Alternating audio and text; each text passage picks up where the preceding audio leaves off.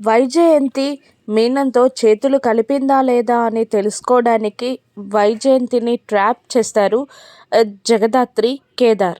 మీనన్ మనిషిలాగా కాల్ చేసి కిందికి రమ్మంటారు వైజయంతిని. ఫస్ట్ నమ్మిన వైజయంతి వస్తాను అని చెప్పి ఆ తర్వాత ఏదో అనుమానం రావడంతో నాకు మీనన్కి సంబంధం లేదు అని తప్పించుకొని అక్కడి నుండి కాల్ కట్ చేసి, మీనన్ కాల్ చేయకపోతే ఎవరు, ఆ వచ్చిన వ్యక్తి ఎవరు, నాకెందుకు ఫోన్ చేశాడు, నేను మీనన్తో కలిసి చేతులు కలిపానని ఎవరికైనా అనుమానం వచ్చిందా, కాస్త జాగ్రత్తగా ఉండాలి అని వైజయంతి మనసులో అనుకుంటూ అక్కడి నుండి వెళ్ళిపోతుంది. అప్పుడు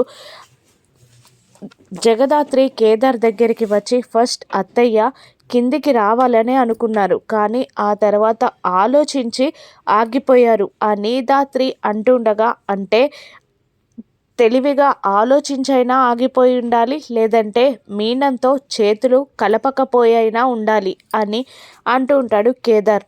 మరొక ప్లాన్ వేసి కనుక్కోవాలి అని అంటూ ఉంటుంది దాత్రి. అలాగే అంటాడు కేదార్. ఇక తెల్లవారగానే దాత్రి, కేదార్ స్టెప్స్ దిగుతూ కిందికి వస్తూ ఉంటారు. ఇక శ్రీవల్లి కిచెన్లో ఏదో ఒక పని చేస్తూ ఉంటుంది. శ్రీవల్లిని చూసిన కేదార్, పాపం శ్రీవల్లి ఎప్పుడూ ఏదో ఒక పని చేస్తూనే ఉంటుంది, అసలు తనకి రెస్ట్ అనే మాటే ఉండదా, అసలు ఎందుకు ఎప్పుడు కూడా రెస్ట్ తీసుకోదు అని కేదార్ బాధపడుతూ ఉండగా, చెప్తాను పదా అంటూ శ్రీవల్లి దగ్గరికి తీసుకెళ్తుంది కేదార్ని జగదాత్రి.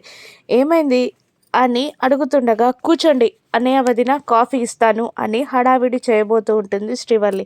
ఆగు ఆగు, కాస్త మాట్లాడతాను విను అని అంటూ, నువ్వు ఎందుకు ఎప్పుడు ఏదో ఒక పని చేస్తూనే ఉంటావు, ఖాళీగా ఉండనే ఉండవు, నేను ఎందుకో చెప్పనా, నీకు ఇంట్లో ఆశ్రమం ఇచ్చామని ఏదో ఒక పని చేసి ఆ రుణం తీర్చుకోవాలి అనుకుంటున్నావు కదా అని దాత్రి అడగగానే, అవును అన్నట్టు తల ఊపుతుంది శ్రీవల్లి. నేను 20 ఏళ్ళు కుటుంబం అంటే ఏంటో కూడా తెలియకుండా పెరిగాను, అటువంటిది ఇంట్లో వాళ్ళకి నేను భారం అవ్వాలి అనుకోవట్లేదు, ఏదో ఒక పని చేస్తే వాళ్ళ భారం తగ్గుతుందని నాకు తెలిసిన పని చేస్తున్నాను అని శ్రీవల్లి అంటూ ఉండగా, ఎంత తప్పుగా ఆలోచిస్తున్నావు శ్రీవల్లి, వదిన ఒక్కసారి తన వాళ్ళు అనుకుందంటే భారమని ఎప్పుడూ ఆలోచించదు, నువ్వు ఇలా బాధపడకు, నువ్వు ఈ ఇంట్లో ఉండాలి అంటే ఏ పని చేయాల్సిన అవసరం లేదు, నువ్వు బేషుగ్గా ఇంట్లో ఉండొచ్చు అని అంటూ ధైర్యం చెప్తూ ఉంటుంది శ్రీవల్లికి దాత్రి. మీరిద్దరు వెళ్ళి సోఫాలో కూర్చోండి, నేను మన ముగ్గురికి కాఫీ తెస్తాను అని అంటూ ఉంటుంది దాత్రి. అంతలోపట అక్కడ కార్ సౌండ్ వినబడుతుంది.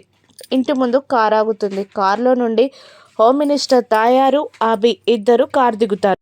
అభి, ఇల్లు చాలా పెద్దగా ఉందే అని అంటూ లోపలికి వెళ్తున్న తాయారుని ఆపేసి, ఏంటక్క ఇది, మొన్న అక్కడ ల్యాండ్ దగ్గర అంత గొడవ జరిగింది, ఇప్పుడు ఇంటికి రావడం అవసరమా అని అంటుండగా, ఇప్పుడు ఇలా ఇంటికి రావడానికే ల్యాండ్ దగ్గర అంత పెద్ద గొడవ చేసింది పద అని అంటూ తాయారు లోపలికి రాగానే వైజయంతి, నిషిక ఇద్దరు వెల్కమ్ చేస్తారు. ఇక అప్పుడే కిచెన్లో నుంచి జగదాత్రి, కేదార్ బయటికి వచ్చి, నిషిక ఏంటిది, వాళ్ళని ఎందుకు మర్యాద చేస్తున్నావు అని దాత్రి అంటుండగా, ఏహే ఆగు అంటూ తాయారుని సోఫాలో కూర్చోబెట్టి వెళ్ళి కాఫీ తీసుకురా అని దాత్రికి ఆర్డర్ వేస్తుంది నిషి. నీకేమైనా పిచ్చి పట్టిందా, వీళ్ళకి మర్యాద చేయడం ఏంటి అంటుండగా, చెప్పానా మినిస్టర్కి కాఫీ తీసుకురమ్మని అంటూ ఉంటుంది నిషి. నేను తీసుకురాను అనడంతో, ఏంటమ్మి నిషి చెప్పిన మాట వినబడలేదా అని వైజయంతి కూడా అంటూ ఉంటుంది. ఆ రోజు ఫ్యాక్టరీ కట్టకుండా అంత గొడవ చేసిన ఈవిడకి మీరు మర్యాద చేస్తారేమో కానీ నేను మర్యాద చేయను అని అనేస్తుంది జగదాత్రి. ఏంటే ఏం మాట్లాడుతున్నావు అని జగదాత్రిని నిషిక ఎదిరించబోతుండగా, కౌశికి అక్కడికి వచ్చి, జగదాత్రి చెప్పిన దాంట్లో తప్పేముంది అని అంటూ నిషికాని తిట్టడంతో, అది కాదమ్మి కౌశికి, మినిస్టర్ ఒక 2 అడుగులు దిగినప్పుడు మనం కూడా దిగాలి కదా అని అంటుండగా, యువరాజ్ కూడా కాదక్క ఆలోచించు, అసలు మినిస్టర్ గారు ఏం చెప్తారో విందాం అని అనగానే, చెప్పడానికి ఏం లేదు యువరాజ్, కౌశికి పెద్ద మనిషి కాబట్టి నా కాళ్ళు పట్టుకోవడం తనకి నాకు మంచిది కాదు, అందుకని సింపుల్గా సారీ చెప్పి ఒక 50 crores ఇస్తే సరిపోతుంది అని అనగానే, ఒక్క రూపాయి కూడా ఇవ్వను అని అనేస్తుంది కౌశికి. దాంతో కోపంతో ఊగిపోతున్న తాయారు, ఏంటి నిషిక ఇది, నన్నిలా అవమానించడానికి ఇక్కడికి పిలిచావా అనడంతో నిషి కూడా కోపంగా, పంతంతో కాపురాలు కూర్చుకున్న వారికి ఫ్యాక్టరీ అని ఏదో మాట పూర్తి చేసేలోపే నిషి చెంపని పగలగొడుతుంది జగదాత్రి. ఏయ్ అని నిషి ఏదో అనబోతుండగా, సైలెంట్గా ఉండు అని అరుస్తుంది జగదాత్రి. మీకు ఒక్క రూపాయి కూడా ఇవ్వడం కుదరదు మినిస్టర్ గారు, కోర్టులో తేల్చుకుంటాం, మీరిక వెళ్ళండి అని అనేస్తుంది కౌశికి. ఇక పదక్క అని అభి కూడా అనడంతో, సరే చూస్తాను అని అంటూ తాయారు కూడా వెళ్ళిపోతుంది. కోపంలో ఎన్ని మాటలైనా అన్నా నోటికి అదుపు అడ్డంకి ఉండాలి అని కేదార్ కూడా నిషిని అంటూ ఉంటాడు. ఏంటమ్మి ఇలా చేశావు అని కౌశికిని అంటూ ఉంటుంది వైజయంతి. కోర్టులో ఎలా గెలవాలో నాకు బాగా తెలుసు పిన్ని అని వైజయంతి అంటూ ఉండగా, కోర్టులో తను గెలవలేనని తెలిసే ఇప్పుడు ఇలా కాంప్రమైజ్కి వచ్చింది, ఆ తెలివి కూడా మీకు లేదు అని జగదాత్రి అనేస్తుంది.